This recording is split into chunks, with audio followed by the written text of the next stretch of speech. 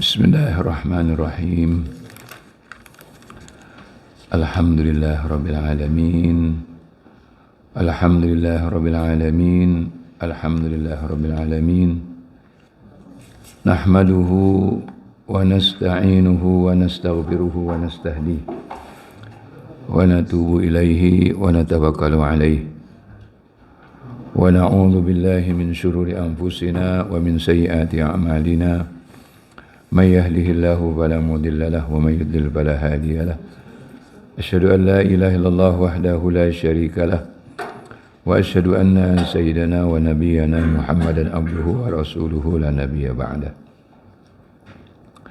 بلغ الرسالة وأدى الأمانة ونصح الأمة وكشف الغمة وجاهد في الله حق جهاده اللهم صل وسلم صلاة وسلاما دائمين متلازمين على سيد الأولين والآخرين أكرم السابقين واللاحقين نبينا وحبيبنا وشفيعنا وقرة أعيننا وأسوتنا وإمامنا ومولانا محمد صلى الله عليه وسلم وعلى آله وصحابته ومن اتبع سبيله واهتدى بهداه إلى يوم الدين وبعد فأعوذ بالله من الشيطان الرجيم شهد الله أنه لا إله إلا هو والملائكة وأولو العلم قائما بالقسط لا إله إلا هو العزيز الحكيم صدق الله العظيم وقال رسول الله صلى الله عليه وسلم إن الملائكة لا تضع أجنحتها لطالب العلم رضا بما يصنع صدق رسول الله صلى الله عليه وسلم. Bapak-bapak jamaah Majlis Ta'lim Mushola Ar-Rahmah yang dimuliakan Allah Subhanahu wa taala. Assalamualaikum warahmatullahi taala wabarakatuh.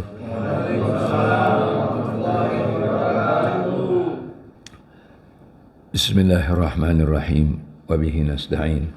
Wa sallallahu ala sayyidina Muhammad wa ala alihi wa sahabati ajma'in. Qala al-musannifu rahimahullah wa adaman naf'a bihi wa bi barakati ulumihi wa bikum fid darain qala radhiyallahu an wa an Anas radhiyallahu anhu anin nabiy sallallahu alaihi wasallam qala la yu'minu ahadukum hatta yuhibba li akhihi ma yuhibbu li nafsihi muttafaqun alaih. Hadis ini sanadnya adalah Anas bin Malik radhiyallahu anhu. Dia berkata, Rasulullah sallallahu alaihi wasallam bersabda, la yu'minu ahadukum.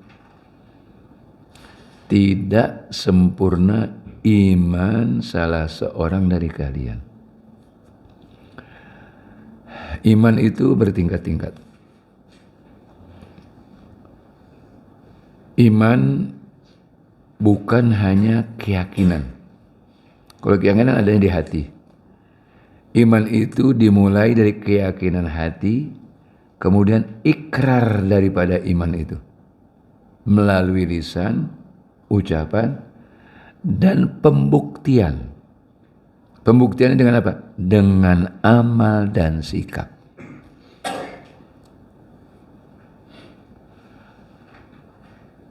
Di amal itu adalah cerminan daripada iman. Nah, amal itu macam-macam. Ada amal hati, ya, ada amal lisan, ada amal yaitu yang dilakukan oleh tubuh manusia yang kelihatan dan tampak. Di dalam hadis ini Rasulullah SAW mengatakan hatta yuhibba, sehingga dia mencintai. Siapa yang dicintai? Saudaranya. Saudaranya itu saudara siapa? Saudara seiman. Saudara seiman. Kita dalam hubungan kita ada 3 pengikat. Ini saya ulang lagi. Jadi hubungan kita itu ada 3 pengikatnya. Pertama, rahimuddin, ikatan agama. Jadi kalau kita berkumpul ini silaturahim.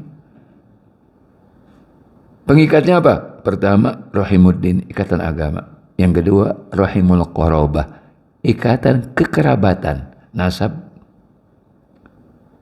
Mungkin ya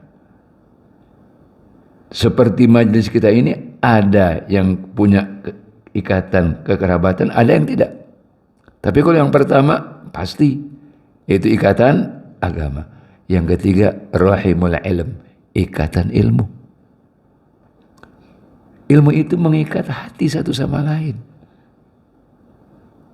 Dan ikatan-ikatan ini ikatan yang mulia. Ikatan yang mulia. Selama seseorang itu sama-sama satu agama, dia bersaudara.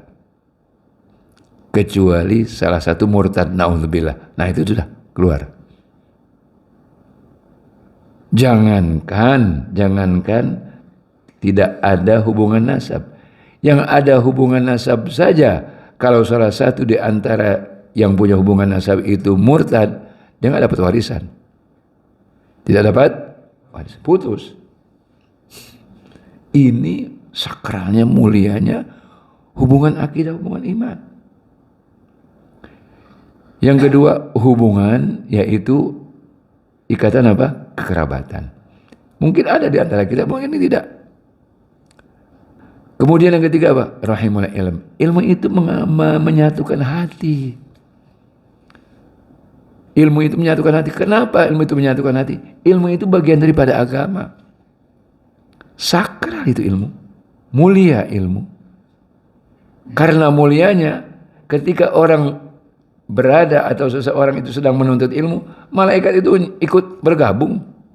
Kenapa malaikat bergabung? Karena ridho, rela, senang, suka dengan orang yang sedang menuntut ilmu. Mudah-mudahan majlis kita demikian. Aminnya kompak sekarang ya. Dulu takut. Ya. Nah, jadi ada amal itu amal hati. Jadi dikatakan ibadah qalbi atau amal qalbi.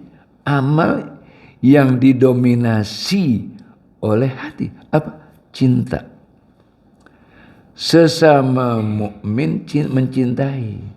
Cinta di sini cinta kasih sayang, bukan cinta hawa nafsu, bukan cinta biologis, bukan. Cinta kasih sayang. Cinta saling peduli.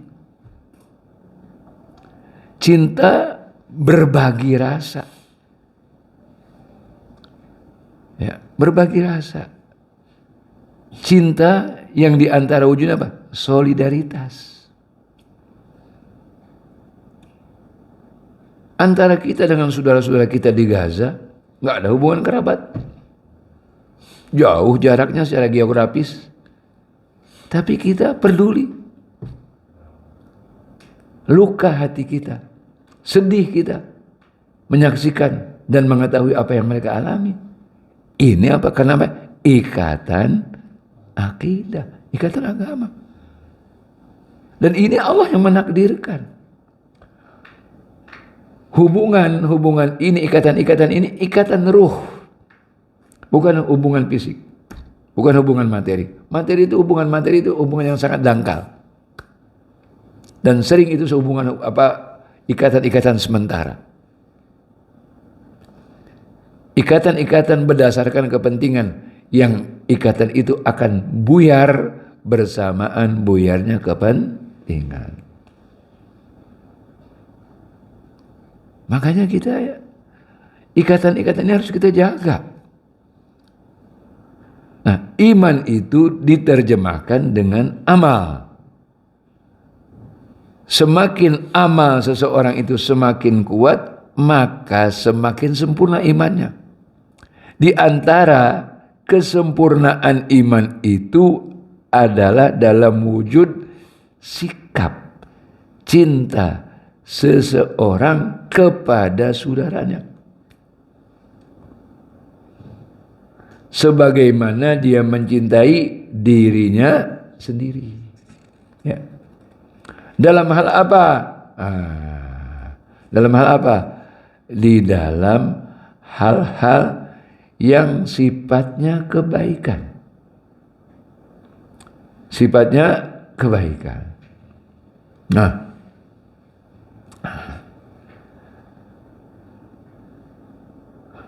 umpamanya kita secara pribadi ingin ibadah kita sempurna.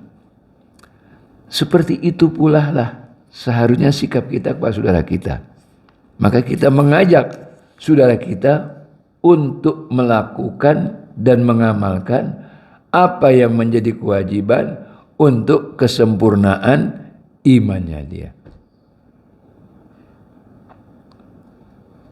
Dan bukan hanya itu saja, termasuk dalam hal-hal yang mubah. Dalam hal-hal yang mubah. Umpamanya kita senang ya makan yang enak, maka kita juga harus peduli. Ketika kita makan yang enak, kita bagi saudara kita. Jangankan makanan-makanan yang ya mewah. Ketika seseorang memasak sayur yang kadang-kadang auranya itu, baunya itu sampai ke tetangga. Ya. Umpamanya buat bumbu, maka apa yang disunahkan? Perbanyak kuahnya. Bagi tetangga, bagi tetangga. Jadi sampai begitu detailnya ajaran Nabi kita Muhammad sallallahu alaihi wasallam ya, untuk mengajarkan kita, membuktikan dan mempererat persaudaraan antara kita. Walaupun tidak ada hubungan nasab atau hubungan kekerabatan. Dan nanti atau sering hubungan yang dasarnya karena sama seakidah dan hubungan ini lillahi ta'ala, ini akan lebih dominan daripada hubungan kekerabatan. Bukan saja di dunia, tapi nanti dibuktikan di akhirat. Ketika orang-orang yang mereka dulunya di dunia satu sama lain saling mencintai karena Allah. Cinta yang didasari oleh kasih sayang, peduli, timbang rasa. Ya, senang dia bagi kesenangannya kepada orang lain.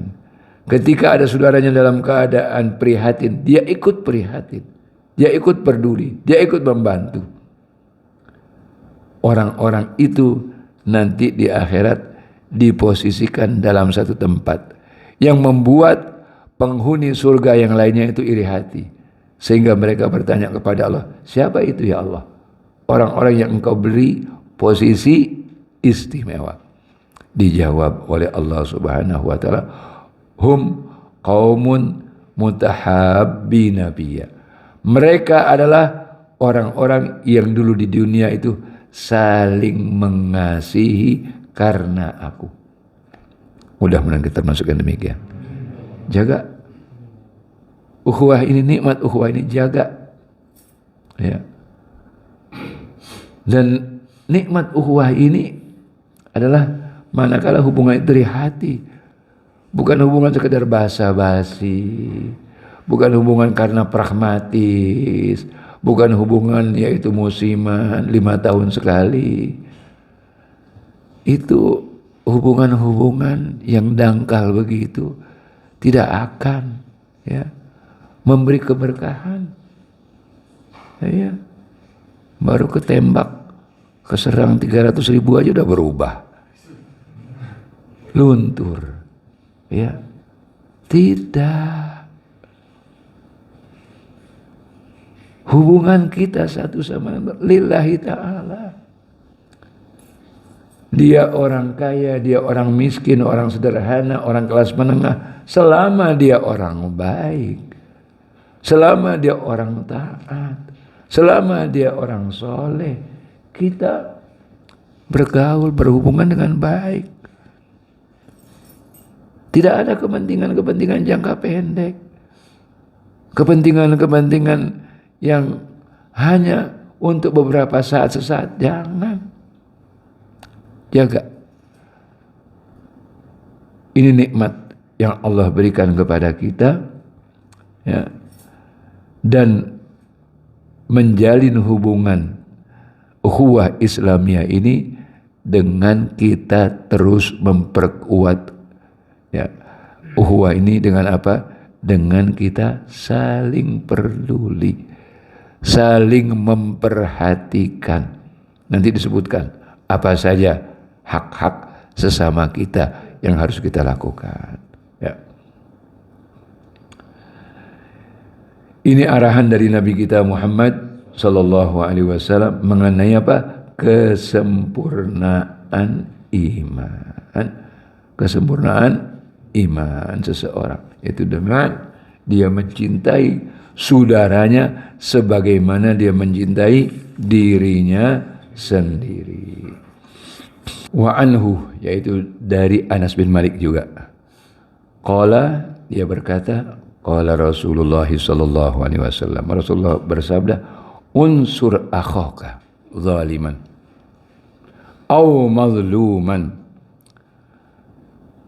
Tolong atau bela saudaramu yang zalim atau dizalimi. Pernyataan dan sabda Rasulullah sallallahu alaihi wasallam menimbulkan pertanyaan, qala rajulun. Maka ada salah seorang bertanya. Dan ini kepolosannya para sahabat. Sahabat kalau ada sesuatu mereka tidak paham langsung bertanya kepada Rasulullah. Jadi para sahabat itu langsung berguru kepada Rasulullah, dan para sahabat itu muridnya Rasulullah. Sebaik-baik murid adalah dia yang langsung belajar kepada guru, tidak melalui media. Tidak melalui media, apalagi Zoom. Nah. Sebaik-baik orang menuntut ilmu itu langsung prima, face to face, muwajahah. Maka saya bilang, ya, duduk itu dekat, semakin dekat. Karena apa? Pandangan itu ada rahasia. Pandangan itu ada rahasia. Ya. Murid memandang guru, guru memandang murid, itu ada rahasianya. Saya cerita sedikit mengenai Ustazah Halimah Al-Idrus. Beliau kalau mengajar hanya untuk orang perempuan. Dan beliau kalau di luar, ya di luar itu selalu tutup muka pakai hijab, menjaga dirinya. Kenapa beliau menjaga dirinya? Beliau pernah ngomong, saya ingin termasuk orang-orang atau seorang perempuan yang tidak pernah dilihat wajah saya kecuali oleh mahram. Sebagaimana itu yang dikatakan oleh As-Sayyidah Fatimah binti Nabi kita Muhammad sallallahu alaihi wasallam. Itu rahasianya. Tetapi ketika beliau mengajar, ceramah dan khusus perempuan, beliau membuka hijabnya. Dan yang hadir nggak boleh pakai hijab, nggak boleh pakai tutup muka. Kenapa? Karena pandangan guru kepada murid, murid kepada guru ada rahasianya.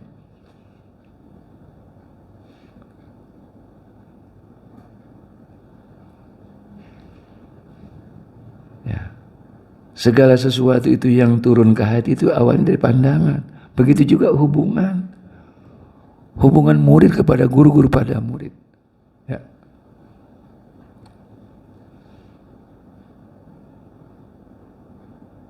Maka di dalam hadis ini Rasulullah Shallallahu Alaihi Wasallam ditanya oleh sahabat.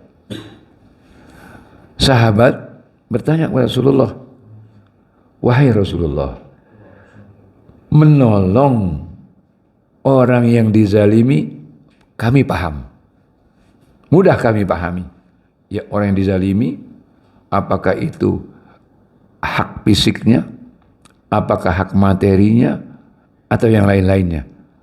Ya, karena yang namanya hak asasi manusia itu universal. Dan Islam sudah meletakkan pondasi ini jauh sejak Haji Wada. Rasulullah menyebutkan ya bahwa seseorang itu haram untuk dilanggar fisiknya, dilanggar akidahnya, dilanggar hak miliknya. Nggak boleh. Nggak boleh, itu universal. Itu Islam yang meletakkan pondasi itu. Sebelum Barat membuat hak asasi manusia. Kalau Barat itu hanya bohong. Bohong mereka. Buktinya di Gaza. Jelas. Vulgar sekali. Mereka itu. Bohong mereka.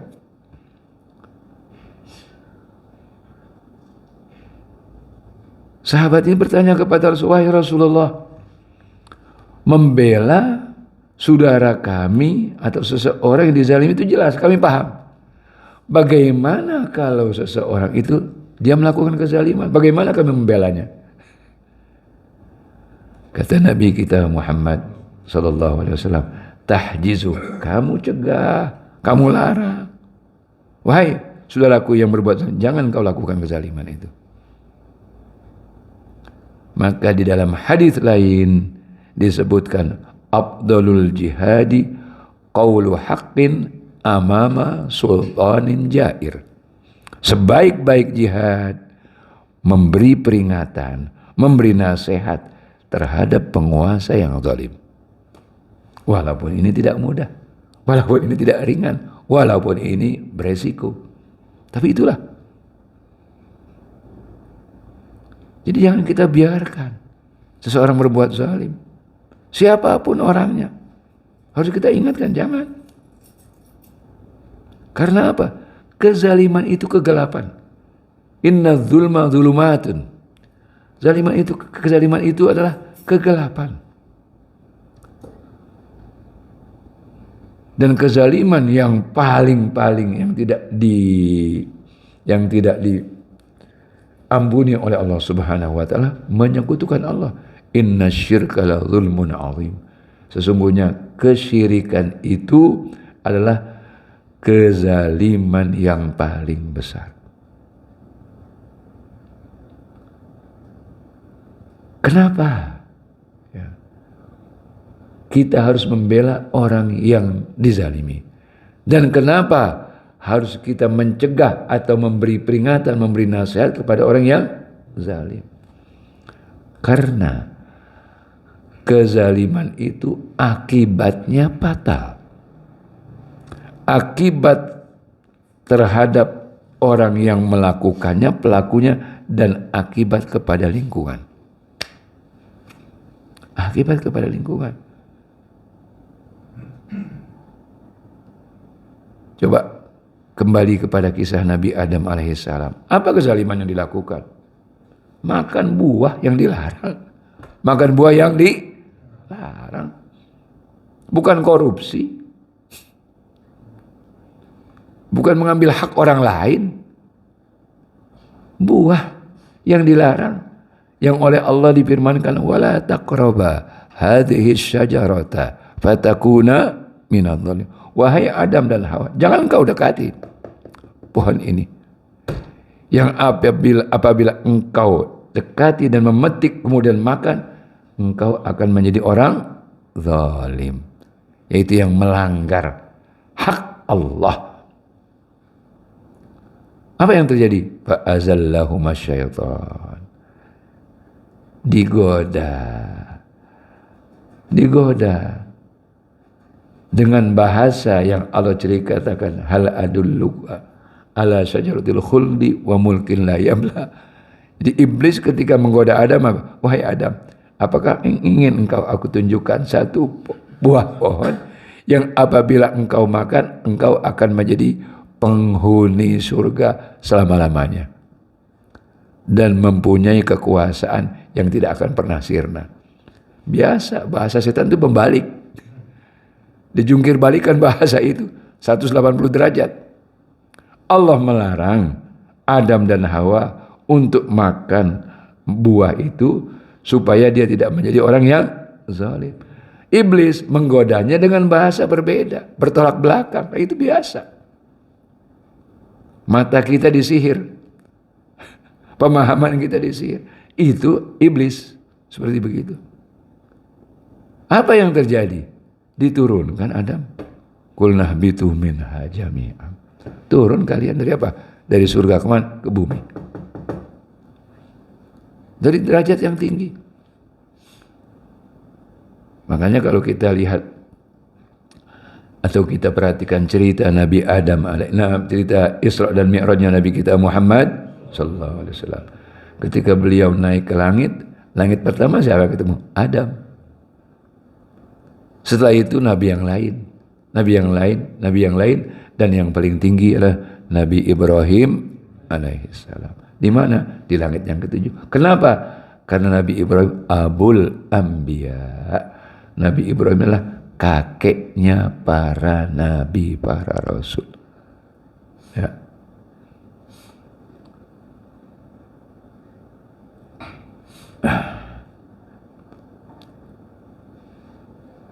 Ajaran Nabi kita Muhammad sallallahu alaihi wasallam ini adalah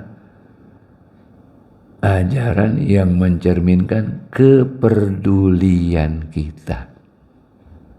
Kepedulian. Karena kezaliman itu akan berdampak.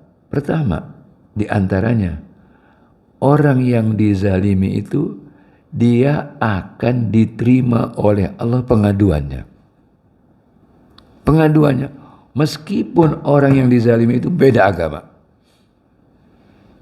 Oleh karena itu saya katakan tadi, yang namanya hak asasi manusia itu universal.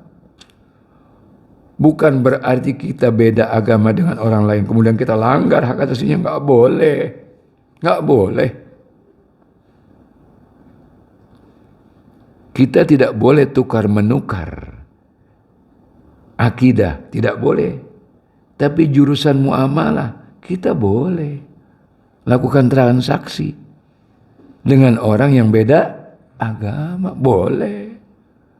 Dan justru itu bagi kita umat Islam harusnya kita membuktikan kebenaran Islam itu melalui interaksi kita. Melalui interaksi kita.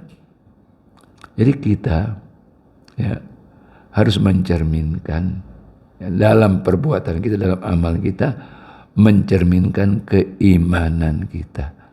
Apalagi ketika kita berurusan dengan orang yang beda agama. Justru kita harus buktikan, dan disitulah kita berdakwah. Berdakwah tidak harus dengan berceramah, tidak harus dengan berorasi, tidak harus dengan berada di atas panggung, tapi dengan muamalah. Sebagaimana dicontohkan oleh para dai kita yang masuk ke Indonesia, yang mereka berasal dari Yaman, dari tempat-tempat yang lain, mereka berinteraksi dengan pribumi dalam yaitu bentuk berdagangan. Ya. Nabi kita Muhammad sallallahu alaihi wasallam memerintahkan kepada kita untuk apa? Menolong orang yang dizalimi dan orang yang zalim sebagai bentuk apa? Kepedulian. Bentuk kepedulian. Belum saya tutup. Menjelang bulan Ramadan ini perlu yang saya sampaikan kepada Bapak sekalian bahwa kita berdoa meminta kepada Allah. Doa yang diajarkan oleh Nabi kita Muhammad sallallahu alaihi wasallam. Allahumma barik lana fi Rajab wa Sya'ban wa ballighna Ramadan. Ya Allah, berkahilah kami dalam bulan Rajab dan Sya'ban, dan sampaikan kami bulan Ramadan. Rasulullah manusia yang sempurna. Ya, azanannya sebentar dikit. Saya selesaikan dulu. Rasulullah sallallahu alaihi wasallam manusia yang sempurna. Beliau minta diberkahi waktunya dalam bulan Rajab dan bulan Sya'ban, dan disampaikan kepada bulan Ramadan. Kenapa beliau minta disampaikan kepada bulan Ramadan? Karena ini bulan yang khusus untuk umat Nabi Muhammad sallallahu alaihi wasallam. Tidak ada untuk umat yang lainnya. Dalam bulan Ramadan kita melaksanakan satu di antara 5 rukun Islam, itu ibadah saum. Dan bulan Ramadan, keseharian bulan Ramadan 24 jam itu kesempatan kita beribadah. Siang hari saum kita ibadah, dan itu wajib. Malam hari kita disunahkan untuk sholat malam, yang bahasa umumnya adalah sholat tarawih. Dan tidur kita pun dikategorikan ibadah, selama tidur itu adalah sebagai bentuk istirahat kita dari kelelahan beribadah, dari kelelahan berkegiatan, beraktivitas yang diridhoi oleh Allah Subhanahu wa Ta'ala. Sehingga Rasulullah bersabda, naumatus shaimi ibadah. Tidurnya orang yang saum adalah ibadah. Maka kita memohon kepada Allah Subhanahu wa Ta'ala, mudah-mudahan Allah memberi kekuatan kepada kita ya, untuk kita melakukan optimalisasi ibadah dalam bulan Ramadan. Sebentar, 1 bulan itu, Masya Allah, waktu bergulir dengan begitu cepatnya. Ya, terasa ya Ramadan yang lalu masih terbayang bagi kita. Ya, ditakdirkan Ramadan yang lalu saya sangat jarang ke mushola ini. Ya, karena kesibukan. Ya, apalagi saya dulu tiap Ramadan itu ada jadwal tetap untuk hadir di, yaitu hataman di Gontor, baik itu di Putih ataupun di Putra, dan itu bulan Ramadan. Jadi sejak saya sebagai anggota Badan Wakaf di sana, ya, rutin saya mendapatkan undangan untuk hataman yang itu dilaksanakannya dalam bulan Ramadan. Jadi sana itu hatamannya, ya, wisudanya itu mulai setelah sholat tarawih. Sampai kapan? Sampai menjelang sahur. Sampai menjelang sahur. Jadi kiainya di sana itu berpidato dari mulai ya kira-kira jam 10, jam 11 sampai jam 2. Itu di sana. Udah berjalan sejak dulu, sejak saya di sana, sejak tahun 70-an. Seperti begitu.